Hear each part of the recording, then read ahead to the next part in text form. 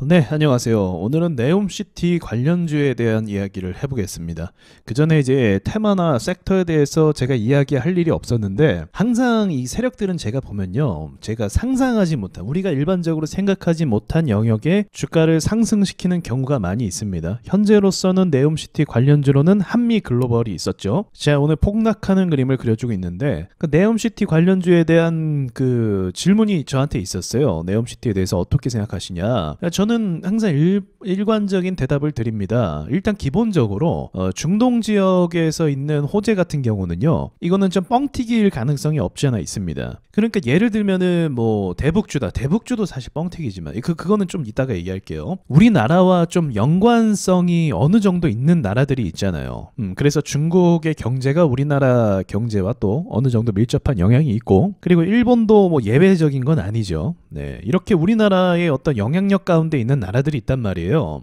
우리나라에게 영향을 줄 수 있고, 근데 일반적으로 중동 국가 같은 경우는 우리나라의 그런 연관성이 많이 없습니다.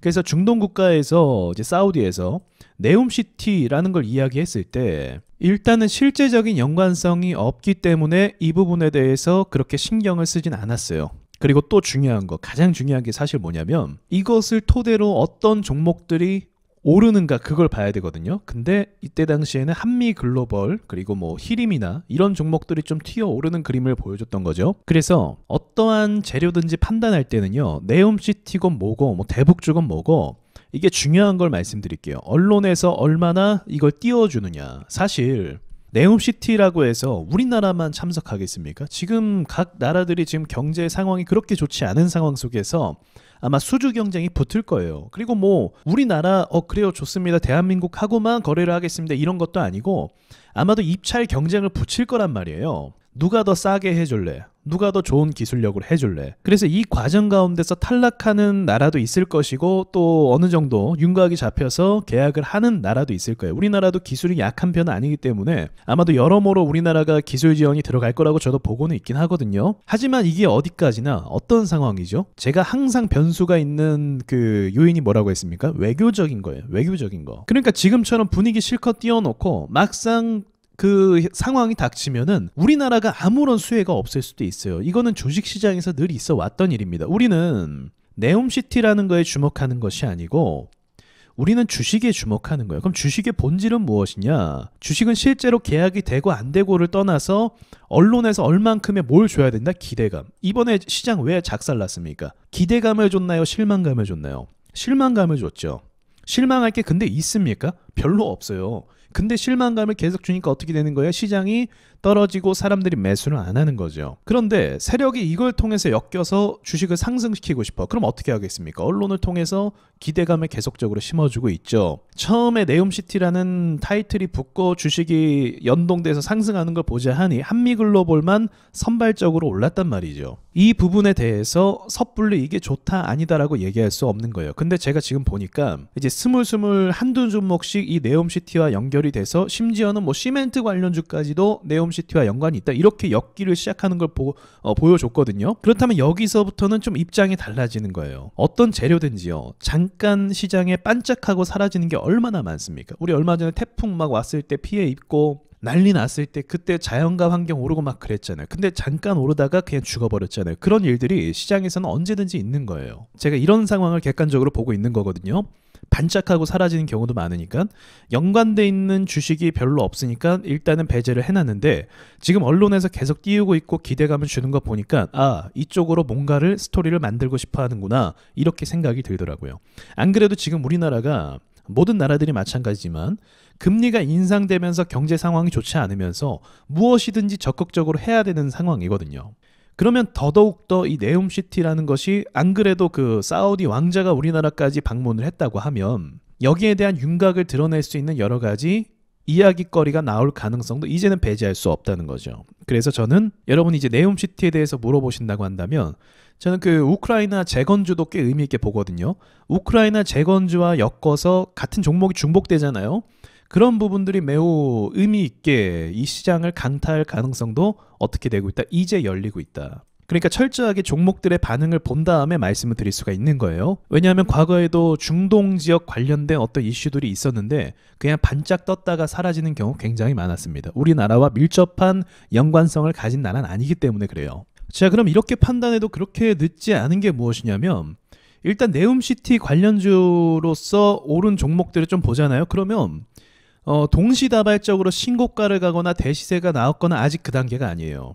지금까지 오른 종목을 보자고 하면 뭐 유신이 조금 올랐었고, 그 다음에 한미글로벌이 조금 올랐었죠. 그 외의 종목들은 어떻습니까? 상승 반영을 안 했어요.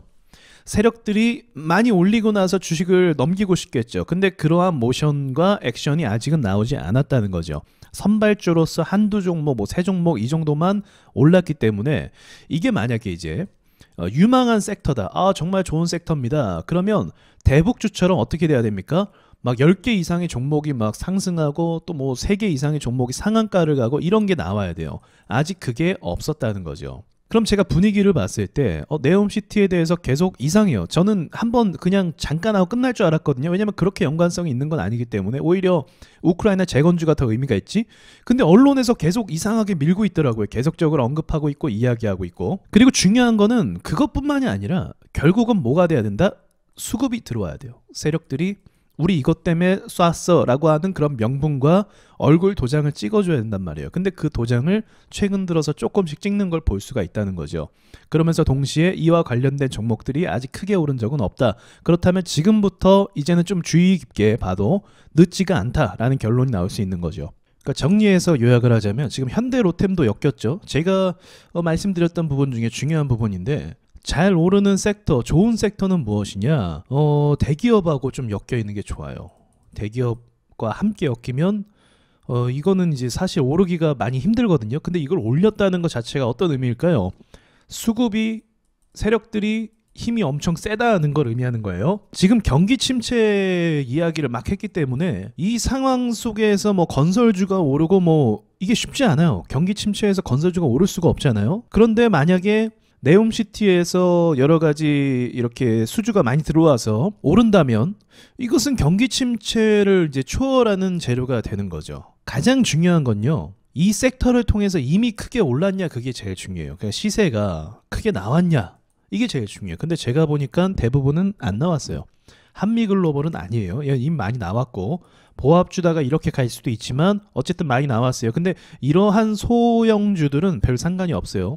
대형주들이 이제 시세가 많이 나왔냐, 이런 게 중요한 건데, 이 부분이 안 나와서 안 그래도 이제 우크라이나 재건주와 겹치는 부분이 많이 있죠.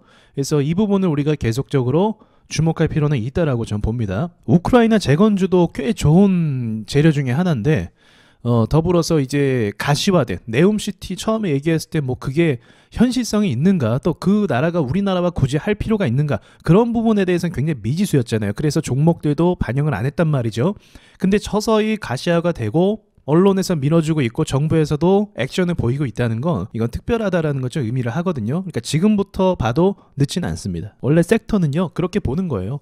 막 처음부터 이거저거 막 뜨잖아요. 그럼 거기에 막 쫓아가는 게 아니라 조금 더 수급이 어느 정도 들어오는지를 보고 진행해도 늦지 않다. 왜요? 한 번 오르기 시작하면요, 3배 이상씩 가니까 굳이 뭐 지금 뭐 1,000원짜리가 뭐 2,000원 됐습니다, 요거에서 설레발 칠 필요는 없다는 거죠. 수익 볼 수 있는 구간들이 있기 때문에. 그러니까 저는 지금부터 건설 쪽이나 또 시멘트도 포함이 될 거예요. 시멘트나 또 스마트시티, 이런 관련주들의 의미를 좀 줄 수 있겠다, 그렇게 말씀드리면서 마치겠습니다.